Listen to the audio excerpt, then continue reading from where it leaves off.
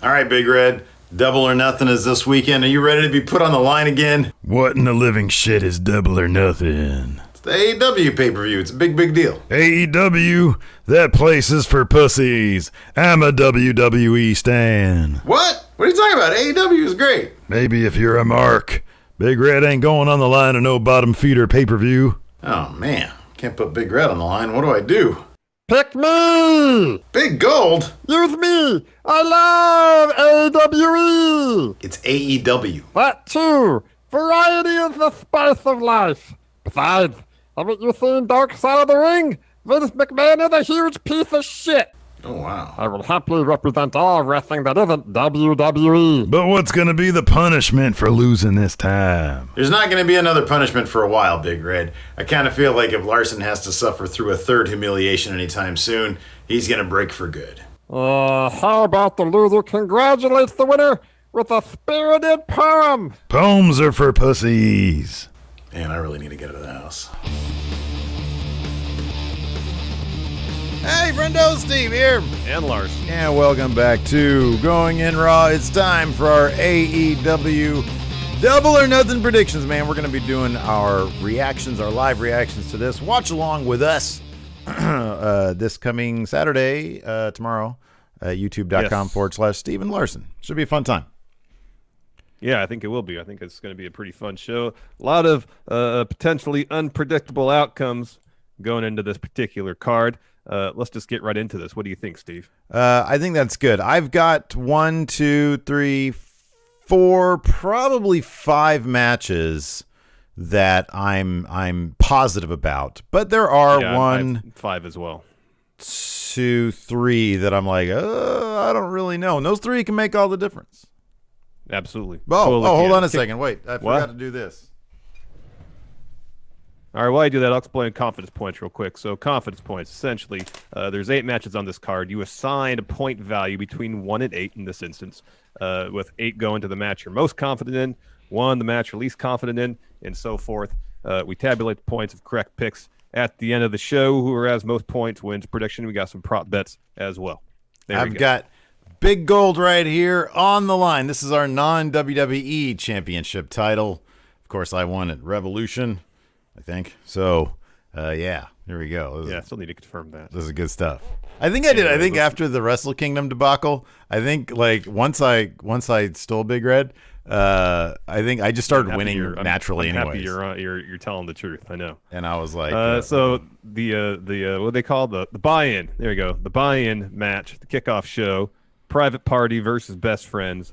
Stipulation on this one: winner, official number 1 contenders for tag team championship. Steve, who do you have? This is a no-brainer. The best friends. They've actually been on TV. They have been building them as a legitimate tag team, which I think has been pretty great for them because they kicked off their first year of AEW. Wasn't really great. So yeah, this is for sure going to be best friends. I've got 4 confidence points here. Oh, we are in complete agreement. Best friends, 4 confidence points for Larson as well. Everything you said is correct. They've been on TV. Private party. As great as what they are, as much as I enjoyed their work, the only times they've been on TV of late has been in the crowd. Mm-hmm. Maybe they've been wrestling on Dark. Nonetheless, best friends. They're number 1 on the power rankings. They should get the title shot. Yeah, and this match seems a mere formality for them to eventually get their title opportunity against Kenny and Paige at some point in the near future. Oh, that's right. Kenny and Paige are a tag team, aren't they? Moving on. Yeah, they're the champions. The casino ladder match. Is that what this is called? Yeah. Okay. I believe so. And this gets you a title shot. This isn't like Money in the Bank, though. You can't just cash it in. It just gets you generally I don't think so, but there is a chip. Apparently, the first person to go up there and claim the chip. Oh. Chip. That's cool. So there is a physical manifestation of this title opportunity. That'd be kind of cool if, like, you can go and cash it in just by flipping the chip. You know, hey, exactly. There you go. Flip it to the ref. So this is the match I have 1 single confidence point on, Larson. Okay. Start at how many confidence points do you have on this? 2. Wow. That's You're that unsure about Cody Archer. Interesting. Yeah. I went from being like completely sure about it, and once they introduced Tyson, yeah, I have no idea what's going on. Yeah. Anyways, So this latter match, we got Darby Allin versus Colt Cabana versus Orange Cassidy versus Rey Fenix versus Scorpio Sky versus Kip Sabian versus Frankie Kazarian versus Luchasaurus versus Mystery Man. Ooh. Now, later on, our prop bets, we'll make our predictions of who Mystery Man is. I don't feel good about my pick. I don't really feel good about my pick here. My initial gut was telling me Rey Fenix, but he took that nasty bump on Dynamite. I mean, every indication he's going to be fine. But, there's always a chance they might swap him out if he is injured. So I can't, in good confidence, even 2 confidence points, pick him. So I'm putting 2 confidence points on Mystery Man to win this ladder match. Okay. Well, let's just get this out of the way then, dude. Who do you have as Mystery Man? See, here's the thing. Who I have picked as Mystery Man, I don't think is going to be the one who actually wins the match. It's called hedging your bets. Okay. So if there's anybody under AEW's employ, say Pac, which would be great, and if he were to win and make all the sense in the world, he and Mox have history on AEW previously. That being said, if it was someone under AEW's employ already, then why not just announce him? They've announced everybody else, so it's got to be somebody. Yeah, you're new. right. Yeah. It can't be anybody who was just recently released. I would be careful with that logic, though. I'd be careful with that logic. Well, there's 90-day no compete clauses. As far as we know, but we have, dude. These are there are caveats there. Go ahead, though. Sorry, go ahead. I think the understanding I have is that there's 90-day no compete clauses for everybody who was released back on the 15th. That's my understanding. Could be wrong. However, if someone's contract runs out, there is not a no compete clause. And while we've heard that there is maybe ongoing negotiations between this individual and his former employer, oh my God, no certainty. It's Drew Gulak. Yeah, I got Drew Gulak too. I got Drew Gulak too. Now we're gonna feel like fools if we're watching SmackDown tonight and he shows up. But I don't know how far in advance they were taping. So yeah, I don't know. I don't know the schedule on that one. I've got Drew Gulak too. He's not the guy that I want though. I want it to be EC3. Now I know now he's the one guy, like I get what you're saying with the no compete clause, but he's such a weird case that he hasn't been on TV in forever. So I don't know if they would make him adhere to that one. I just don't know. And plus I think it'd be a great story for him to come in, win ladder match, and then go on to fight Dean Ambrose, the guy who inadvertently got EC3, if that stuff is correct, got him buried. Interesting thing about EC3. Yeah. So I think that'd be great. But I also have Drew Gulak for my thing, so that kind of kills that prop bet because we both have the same thing. However, who do you have winning the ladder match? Orange Cassidy. I only have 1 confidence point, but he got his head kicked off. I think it might be like another way to sort of bolster best friends a little bit. They can come out and say, hey, not only do we win the #1 contendership, we've got this guy with a title shot. I think that Mox is not going to drop the title. I think it's also kind of process of elimination. Mox is not going to drop the title to the winner of this match. That's not going to happen. So in that case, you've got Scorpio Sky. It's too early for him. He's already had a title match against Jericho. They had a video package for him that made him look like $1 million. I think they're going to start him off slow, not with like, oh, he's going to get a title shot and lose. I don't see it being. Kazarian just had a match with Moxley. That's not going to happen again. Kip is actually a pretty good pick for this because Kip hasn't had a match with Moxley. He took a. Did he? Might have. Oh, okay. Okay. Well, that makes him a worse pick. Phoenix isn't a terrible pick. Darby's already had a pretty high profile match against Mox.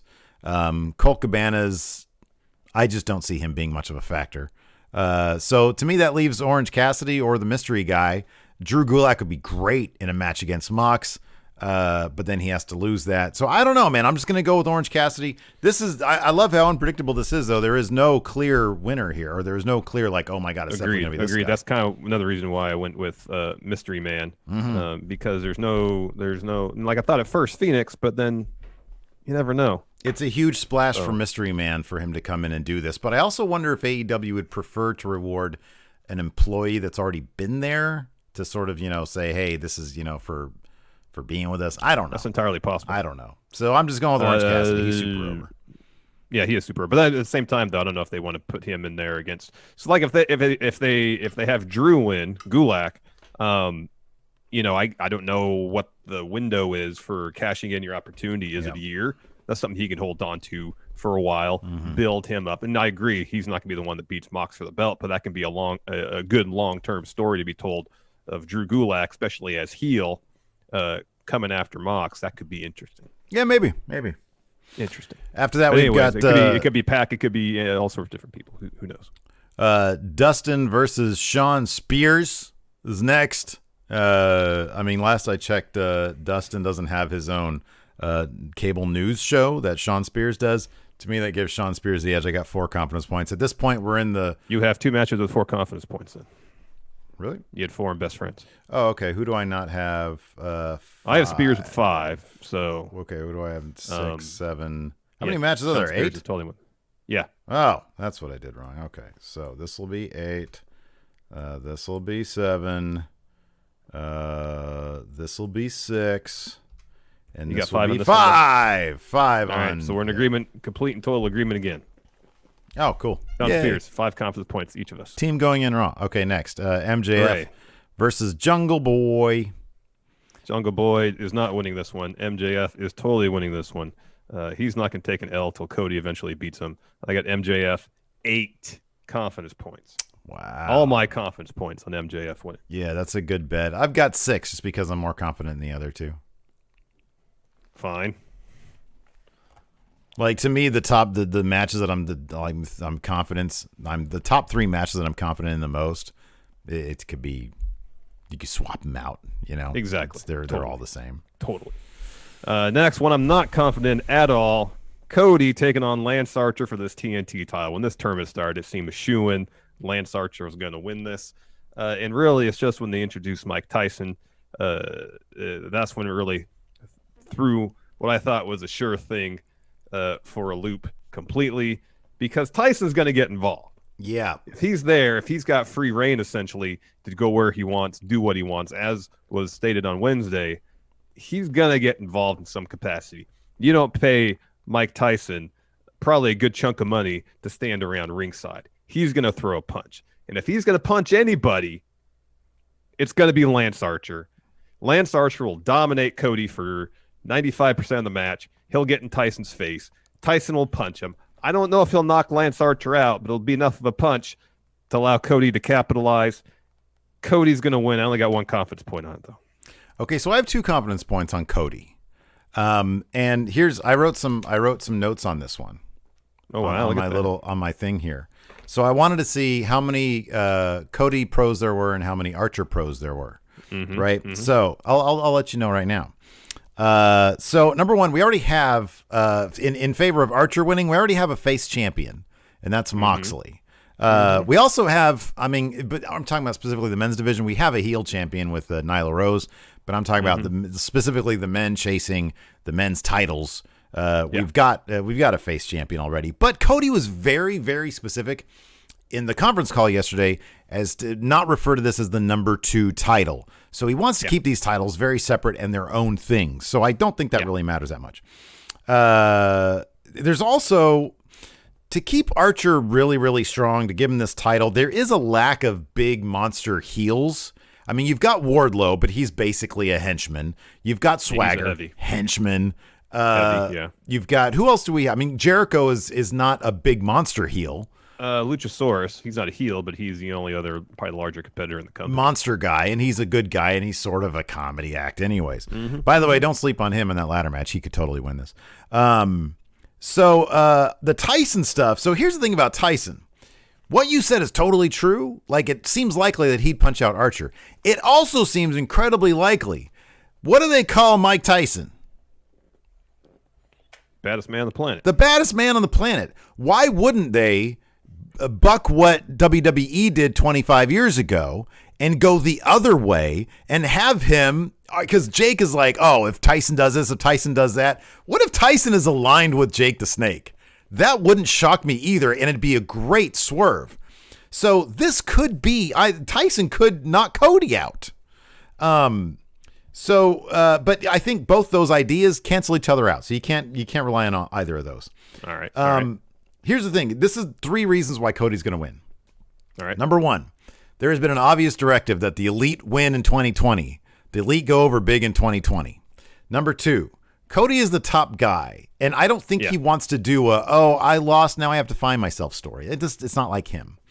And then lastly, this is double or nothing. This is basically, I don't know if say it's their WrestleMania necessarily, but it's kind of their WrestleMania. I think all in is kind of their WrestleMania. Yeah, but I mean, this is, they're in Vegas. They have like a bigger set. This is set. their SummerSlam, essentially. This is their big deal. So, and on top of that, Cody is not gone. Cody goes pay-per-view to pay-per-view. He doesn't extend feuds past that stuff. He'll come around to MJF eventually, but right after that last pay-per-view where it was Cody versus MJF, that was dropped. After Shawn Spears, that was dropped. This is going to be the last thing between Cody and Archer, I think. And so I think there's nothing scarier than a Lance Archer who's been knocked out by Mike Tyson, or at least punched by Mike Tyson, who is angry that Cody has the title. I think Cody actually wins this clean, and then after the fact, Archer gets punched by Tyson. I think this is the big bad blow-off for the big monster Archer, and then they can sort of rebuild him back as the guy who's even more angry, who's even more of a monster. He's angrier and more pissed off after losing. So we both have Tyson punching Archer. Gotcha. Yeah, and which again Cody cancels that one out. Yeah, more or less. Next, the Stadium Stampede match. You got the Elite and Matt Hardy taking on the Inner Circle. Who do you have, Steve? The Elite win in 2020. The Jacksons just came back. Hangman sprinted down the field. This is a huge moment for them, the Elite win. 3 confidence points. I'm going to go Inner Circle 3 confidence points. Okay. Because he got the X factor of Page not exactly knowing how he fits into the whole puzzle. Of course, he was there to help out his Elite brothers at the conclusion of Dynamite. But what did he do as soon as the battle was done? He walked away. If you listen to his promo on being the Elite, he still isn't sure where he fits in. So this could be the point at the end of this match where you say, okay, all right, Page, he's back in the fold fully with the Elite. He's come home. Or they continue on with the story until he and Kenny eventually break up as tag team champions, and then you do a real feud from there. Either way, I think there's too much uncertainty in that regard. They stood tall at the conclusion of Dynamite. If you just go by the basic math, Inner Circle picks up the W. Yeah, but here's the thing. I thought the same thing, but all they did was mirror what the Inner Circle already did the week before. Yeah. So, those just cancel each other out in my mind. All right. Still say Inner Circle 3 confidence points. All right. Also, Jericho came up with the match. The last time he came up with the match, it was Money in the Bank, and it was pretty great. He never got a chance to win it. Right. He came up with the match, and he didn't win it. Yeah. So this is he came up with this match. He ain't gonna win it. No, it's made good. He gets to win this match. All right. After that, women's title match: Nyla Rose versus Hikaru Shida. Nyla Rose 7 confidence points. I got Nyla Rose 6 confidence points. She's totally retaining. Yep.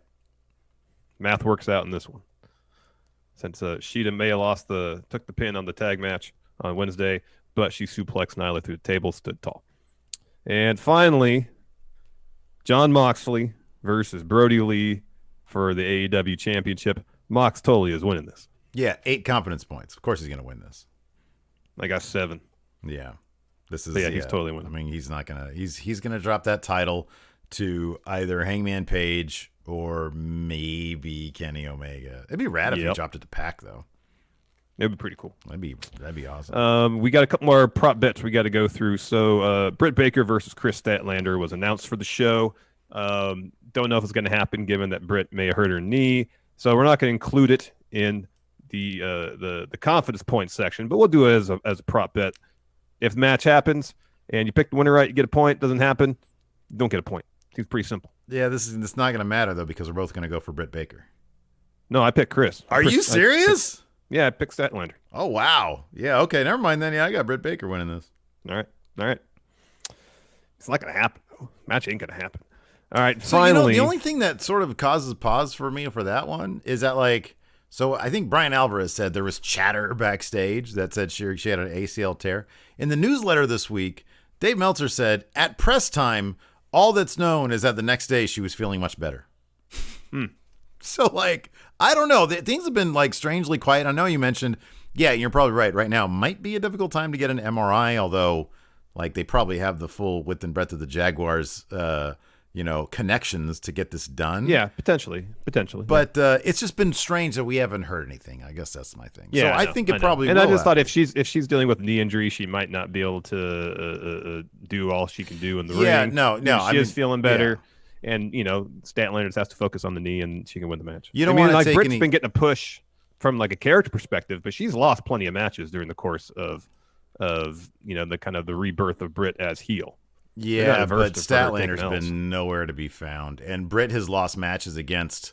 She's lost a match against Shida, who's the number one contender. But I even think that they didn't. They simply, that's just a matter of long-term booking, and they didn't realize how good Britt was going to be. But they wanted to stick to their plan. But no, you're probably right. This match is probably not going to happen. It'd probably be better to take it safe than risk further injury. So, and if it is going to happen, I imagine Britt's going to be in a position where she can't really go 100%. Yeah, potentially. Finally, last prop bet.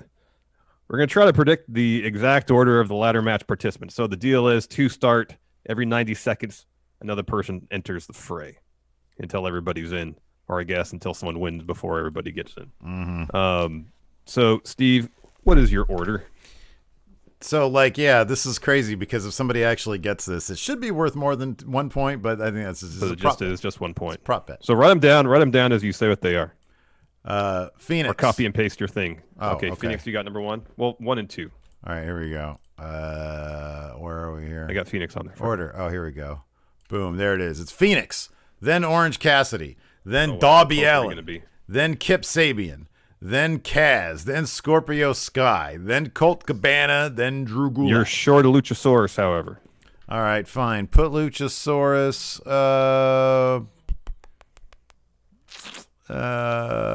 He'll go. It doesn't matter. I'm not gonna get these right. Dinosaur. All right. So Dinosaur comes after Darby Allin. You have Phoenix and Orange first. I have Orange and Phoenix first, but first two people in the ring are first two people in the ring. Okay. Yeah. Fair enough. Yeah. Yeah. So you have Phoenix, Orange, Darby, Luchasaurus, Kip, Kaz, Scorpio Sky, Colt, and Gulak. This is what I got. I got Cassidy and Phoenix to start.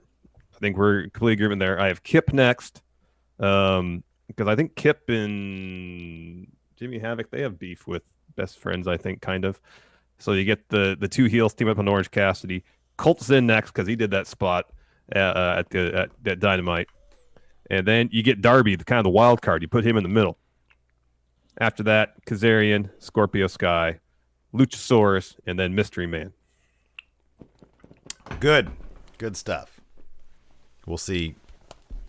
So you get. You're probably gonna hold on that belt. I don't feel that great about the Inner Circle pick, but I just looked at it. I was like, Elite. They don't want to give the Elite man. everything right away. There's been my thing about the Inner Circle. They've been everywhere lately. Like, they did that stupid TikTok stuff and the cheesy Inner Circle Brady Bunch thing.